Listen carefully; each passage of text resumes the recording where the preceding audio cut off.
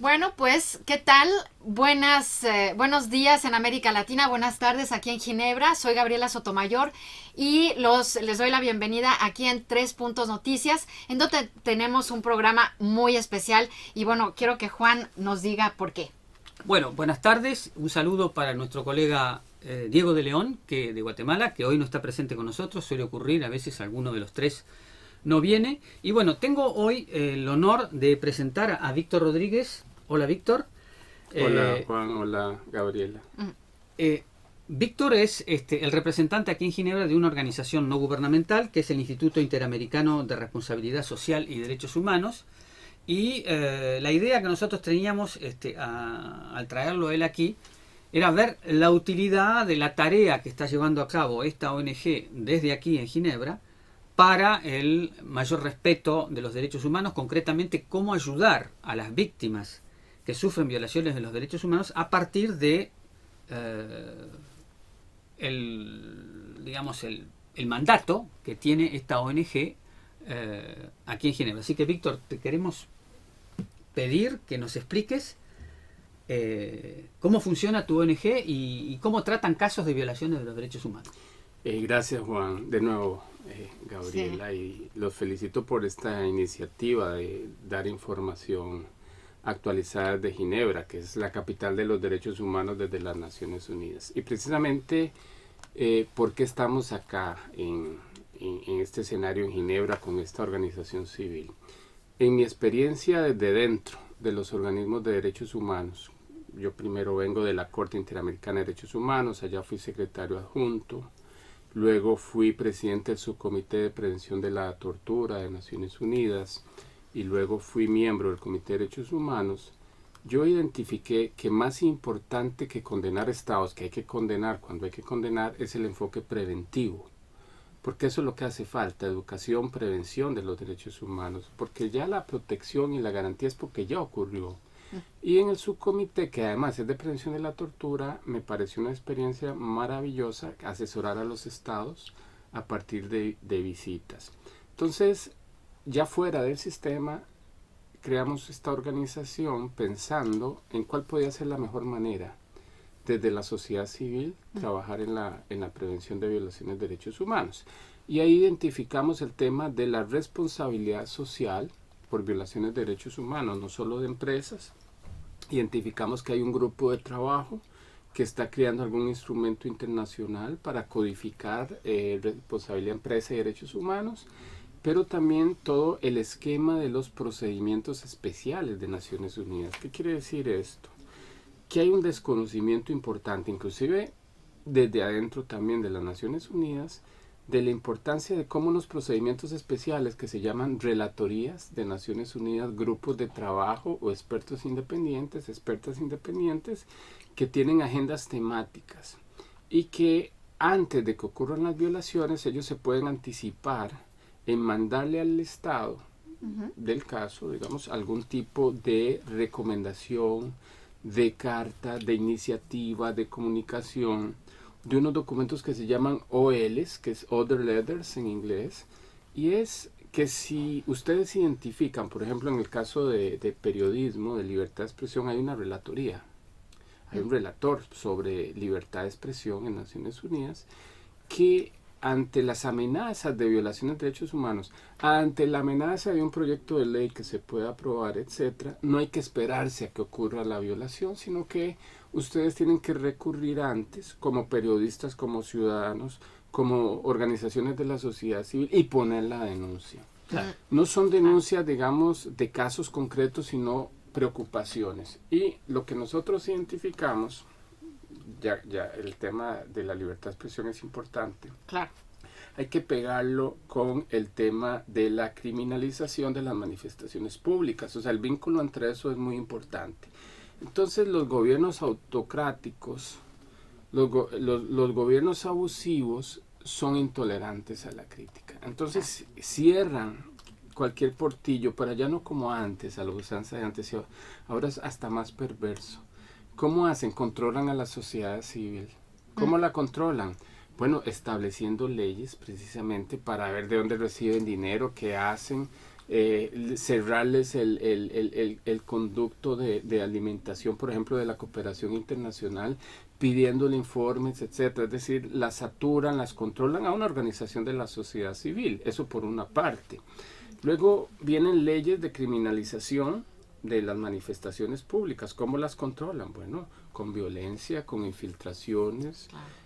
Luego crean entidades de control de acceso a la información. Yo creo que un modelo que vimos en el Comité de Derechos Humanos, muy perverso, fue en el gobierno de Correa.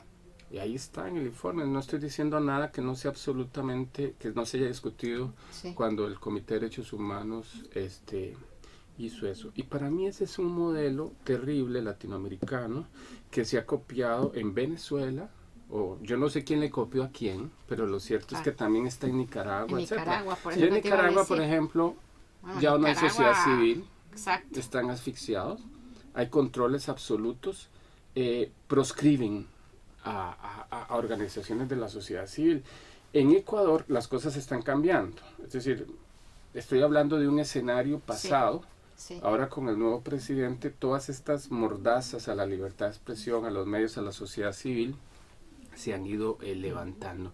Pero le puedo decir que las multas a los medios de comunicación en Ecuador rondaban desde, hubo una condena por $10 millones, es decir, eso cierra el medio. Sí, claro. Entonces es un mensaje terrible. Sí. Para retomar una preguntita y después te lanzo, Gabriela, es que hay violaciones y las ambiciones de Naciones Unidas es hacer un seguimiento en el terreno en tiempo real, y en este caso están los relatores o los órganos de control de tratados que se pueden, digamos, convocar por parte de las víctimas, de organizaciones de las víctimas, para que alerten al gobierno y pidan medidas cautelares, etcétera. Entonces, hay una cosa que hay que clarificar para los que nos están mirando, escuchando, es que no hace falta de que se hayan agotado dentro del país las instancias judiciales para venir a la ONU a reclamar. O sea, mientras se están haciendo, tengo entendido yo, vos me corregirás,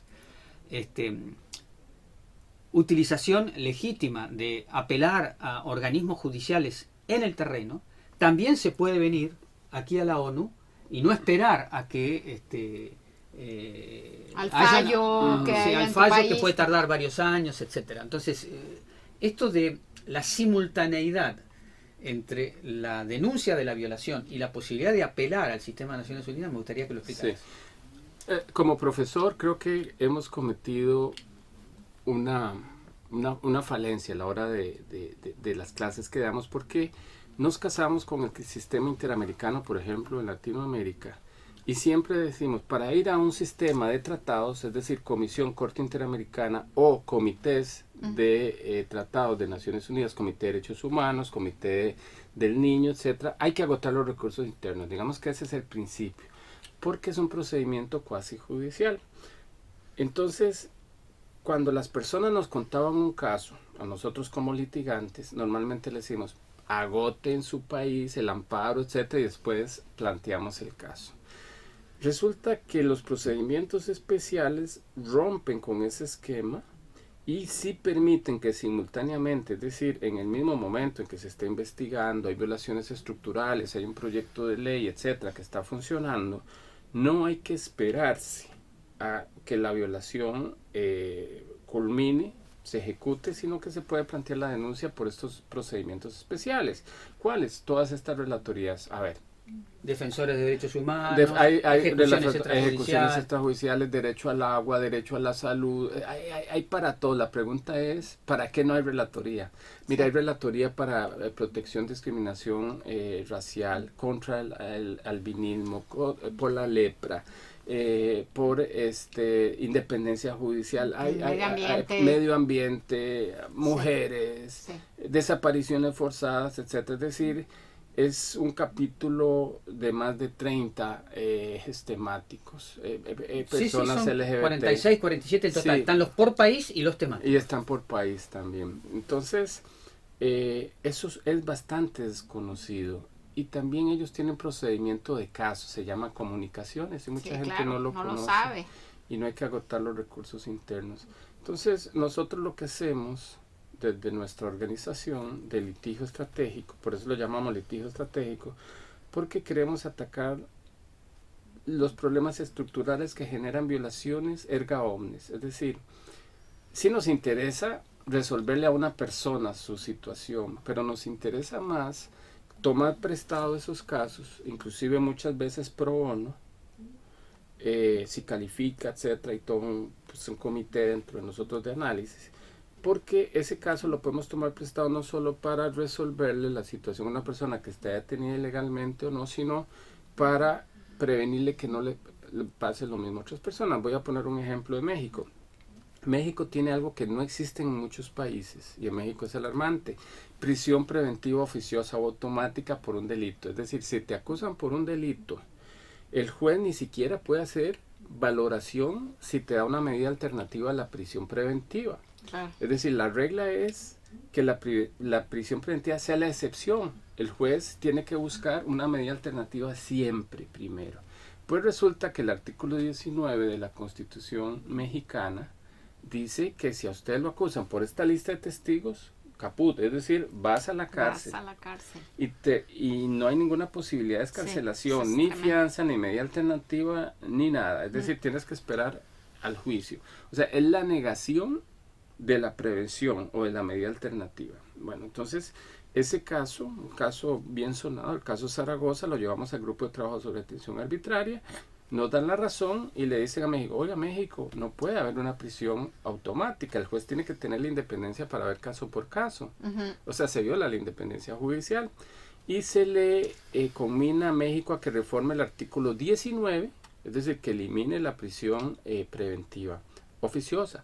No le está diciendo saque libre a todo el mundo, le está diciendo no, vea caso por caso. Sí. Y desde esa perspectiva tome una decisión. En unos casos sí va a haber prisión preventiva, en otros casos no, etc. Entonces, este caso, que era de una persona que fue detenida ilegalmente con base en eso, logró, digamos, un pronunciamiento internacional para que México reforme el artículo 19. Pero además para que revise el amparo, porque el recurso de amparo en México no estaba funcionando. Esa es una ilustración de qué es un litigio estratégico. O sea que ustedes se ocupan de recibir, digamos, las querellas, las quejas de las víctimas y canalizarlo a el sistema de aquí. Exactamente. Entonces, porque eso es lo que pasa, que la tendencia sería irse a la Corte Interamericana, pero allá está saturado. Y entonces la gente tendría que saber, las víctimas tendrían que saber que pueden venir aquí. Sí, es correcto. A ver, vamos a hablar de porque no se puede hacer las dos cosas a la vez. A ver, más o menos, sí. Litispendencia. Ustedes no pueden llevar un caso, cuando ya han agotado el recurso interno, no lo pueden llevar a la Comisión Interamericana y luego a la Corte Interamericana, que es un trecho largo, puede durar 10 años todo el proceso. No pueden ir a la Comisión Interamericana y a un Comité de Derechos Humanos por lo mismo, pero sí pueden ir a la Comisión Interamericana y a la vez pueden ir a una relatoría. Porque no hay pero eso se tiene que saber. Claro, sí, eso es lo que la gente no sabe. Es lo que la gente no sabe. Entonces, inclusive, por estrategia, si yo quiero preconstituir pruebas sobre una situación general de violaciones de derechos humanos, en un caso que voy a llevar a un Comité de Derechos Humanos o a la Comisión Interamericana, primero me voy a una relatoría. ¿Por qué? En la relatoría gano el contexto. Y no tenés que haber agotado la vía interna. No. Entonces, claro, por ejemplo, si es un escenario de libertad de expresión, porque hay proyectos de ley que amenazan o se aprueban, entonces llevamos eso a la relatoría. La relatoría hace un pronunciamiento y ya llevamos terreno ganado. ¿Cuál es el terreno ganado? Que el órgano más especializado en la materia es el relator para la independencia. O sea, ese sabe más que el Comité de Derechos Humanos y que la Corte Interamericana de Derechos Humanos en ese tema. Lo mismo el relator para justicia, reparación, justicia transicional, etc. Son los que más saben. O sea, son los que más saben sobre los temas específicos. Entonces, sería muy difícil que un comité después venga a contradecir lo que ha dicho el experto o experta en la materia. Entonces, es una manera, digamos, de avanzar. Pero también de prevenir y casi que decirle al Estado: mire, Estado, esta ley, este problema, esta mala práctica de violación de derechos humanos ya está aquí anunciada. cámbiela, Claro. refórmela. Ese es el enfoque preventivo estratégico. Ahora, en un enfoque preventivo, o sea, por ejemplo, ¿qué puede hacer en el caso de México? Hablando de este patrón, o bueno, no sé, pero ¿qué puede hacer en el caso de México de que se recorta el presupuesto de la sociedad civil? Esto pudiera afectar también muchas cosas en relación a la libertad de expresión, como lo mencionabas, pero aquí, ¿cómo entraría, o no sé si habría manera de que, cómo entra tu organización, pues precisamente para prevenir cualquier abuso que hubiera en este sentido? Yo creo que las asociaciones de la sociedad civil tienen una agenda propia, es decir, usted puede crear la suya para la libertad de expresión, para el tema de la niñez, hay una libertad absoluta para crearla. Sí. Y usted puede recibir fondos de donaciones, etcétera, rinde cuentas de donantes, de cooperación internacional, etcétera. México es un país muy grande, es un subcontinente, tiene mucho presupuesto, entonces los gobiernos históricamente han canalizado recursos, porque el Estado no siempre tiene a través de sus instituciones, además es federal, entonces a veces utiliza los servicios de una organización civil, por ejemplo, para apoyar a guarderías infantiles, a mujeres víctimas de violencia, etcétera. Ojo, esa es una tarea de política pública, el Estado tiene que ser las instituciones para llevar la ayuda y la prevención. Sí. Pero muchas veces el Estado se auxilia de eso y está bien, entonces le genera un recurso. Uh-huh. ¿Para qué? Para atender a las mujeres víctimas de violencia, atención psicosocial, etcétera, porque el Estado no tiene la capacidad para hacerlo. Sí. Entonces, es un apoyo, yo le llamo un pie de amigo y eso existe en todos los estados. Ahora, el gobierno, es una decisión del presidente, ha sido decir, no le vamos a dar ayuda a las ONGs para que auxilien, por ejemplo, a las mujeres víctimas de violencia, sino que vamos a canalizar el dinero directamente a las víctimas. Entonces aquí hay un problema de comprensión. ¿Cómo se previene la violencia? La violencia no se previene dándole dinero a las víctimas. Se previene dándole información, auxilio, protección, terapia, refugio, abrigo, comprensión, medidas de protección. O sea, todo un andamiaje. Exacto. Como política pública. Lo mismo a los niños, o sea, no se les puede dar a la familia y cerrar albergues, por ejemplo, y darle el dinero directamente a la familia, porque es un tema de mucho más compleja atención. Sí. Es decir, los niños y las niñas, cuidados si no son más víctimas de violencia dentro de muchos hogares, ¿verdad? Entonces no se puede cosificar ni monetarizar la ayuda, o sea, ¿cómo se le ayuda a los niños en exclusión? Bueno, combatiendo la deserción, dándoles de comer en los comedores, etcétera. Entonces, pero esas ONGs, ajá, ¿qué pueden hacer con respecto a...? Ajá, eso, bueno, en México ya se pueden amparar ustedes, eso, sí. Ya hay amparos y ya hay jueces que han dicho, vuelvan a canalizar el dinero a los albergues infantiles, o sea, está funcionando. Pero como hay una relatoría para el derecho de los niños, hay una relatoría para la educación, hay una para la salud, entonces se puede plantear esta problemática a las tres relatorías, no separadamente, sino... ¿Te referís al de la ONU? Sí, al de la ONU, fundamentalmente. Sí, sí. ¿Por qué no me refiero al sistema interamericano? Porque el sistema interamericano es más casuístico, más de agotamiento de recursos internos. Digamos que hay que esperar. Saturado, sí. Ahora, la Comisión Interamericana sí puede conocer de estas situaciones, la Comisión, no la Corte Interamericana, a través de lo que se llama una audiencia temática. Pero la audiencia temática hay que ganársela, hay que pedirla, hay que justificarla, etcétera. Sí. Y hay mucha competencia. Ahora, se hace la audiencia temática allá en Washington y se convoca al Estado y en una hora se plantea el problema de los albergues, o sea, se puede hacer. Se puede ir a la audiencia temática de la comisión, pero también se puede ir a las relatorías. Yo iría a los dos lados, no sé si me entienden. O sea, sí, lo aquí es ir a lo mejor de los dos mundos. Yo no abandono, digamos, ninguna de las posibilidades, ¿verdad? Claro. Ahora, lo que pasa es que es más accesible el sistema de Naciones Unidas, porque las relatorías no se sabe. Pues eso es lo que se tiene y no que se saber. conoce era un poco el objetivo, y digamos, y como ya llegamos al momento de cierre, digamos, hay un atasco en los organismos de la OEA porque evidentemente la gente ha avanzado en los niveles de conciencia, se conoce mucho más la información, las posibilidades de recurso, y evidentemente la OEA está sobrepasada por la cantidad de demandas, al margen de que hay varios gobiernos democráticos que están tratando de recortarle las posibilidades a la OEA. En cambio, la ONU no sufre ese tipo de problemas, y nos pareció útil traer a Víctor Rodríguez, después de su experiencia en la Corte Interamericana, en el Comité de Derechos Humanos, en el